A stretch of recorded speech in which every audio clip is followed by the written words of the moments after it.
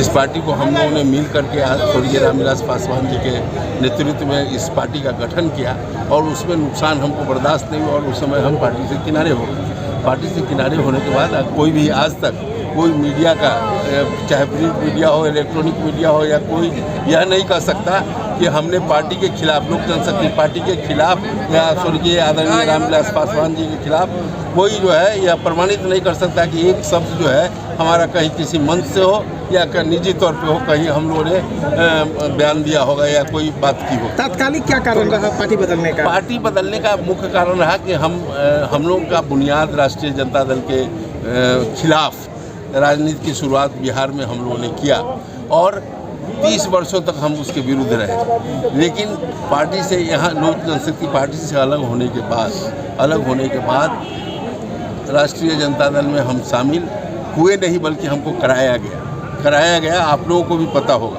कि हम शामिल नहीं होने गए, लेकिन हमको बुला कर कराया गया और मैं इस उम्मीद के साथ वहाँ ज्वाइन भी किया कि आज जो है लालू जी का ज़माना था, 30 वर्षों तक हम लोगों ने विरोध में रहा।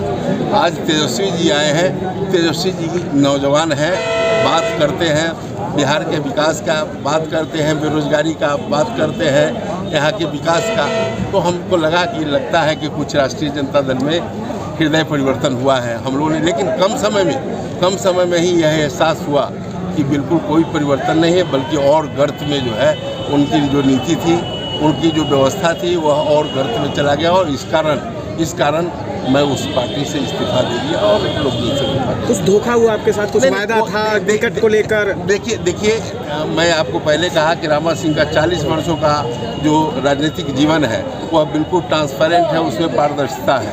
रामा सिंह कभी भी बेचैनी में चुनाव लड़ने के लिए नहीं रहा और रामा सिंह अपने बलबूते पे 2 बार विधानसभा का चुनाव मैं निर्दलीय के रूप में महनार से लड़ा हूँ। उसके बाद ही हम पार्टी किसी और एक पार्टी में आए और लगातार निरंतर 25 वर्षों तक मैं इसी पार्टी में, लोक जनशक्ति पार्टी में आदरणीय रामविलास पासवान जी के नेतृत्व में हम लोग चले हैं। हम लोग बदलने वाले लोग नहीं हैं और ललायित लोग भी नहीं है कि चुनाव लड़ना है। लोक जनशक्ति पार्टी में मैं सांसद था और सांसद रहते मैंने 2 साल पहले कह दिया कि मैं चुनाव नहीं लड़ूंगा। ऐसा नहीं हुआ कि लोक जनशक्ति पार्टी ने हमको टिकट नहीं दिया।